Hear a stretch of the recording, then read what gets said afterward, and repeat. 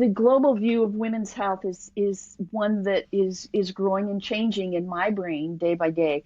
Um, y- Let me go back because I spent my practice, my all my years in clinical practice, specializing in chronic vulvar pain, and that's typically when I go and speak, that's obviously what I talk about.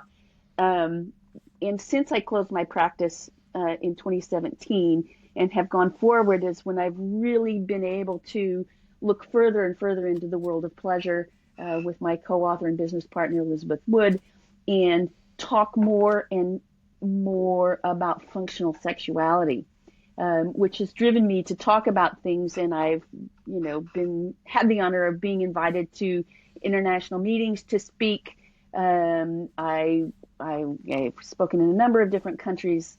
Um, this year in particular was eye-opening. I spoke at the World Association for Sexual Health in Antalya, Turkey in November, did a workshop there, and also had 3 talks at the International Society for the Study of Sexual Medicine in Dubai.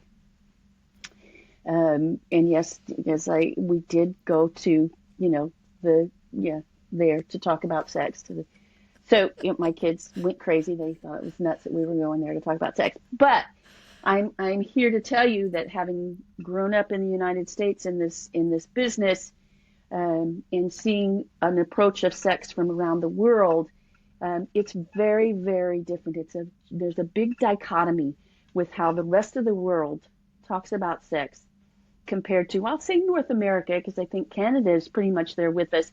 And for what I'm seeing, probably the UK. They're kind of all in the mindset of discussing how do we fix sexual dysfunction.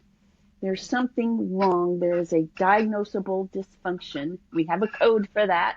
We need to treat it, and how can we treat that dysfunction?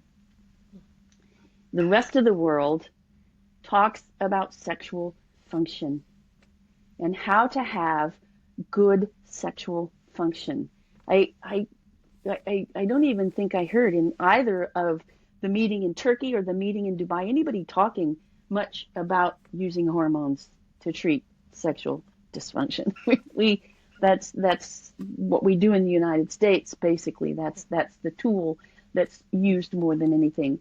I think that we as physical therapists are coming on the scene and saying, hang on.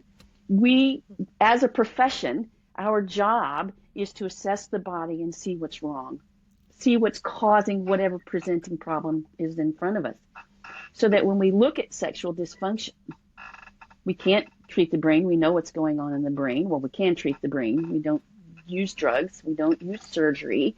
We use the tools that we as PTs use all the time, and that's looking at the body to see how everything is impacting what's going on with sexual function.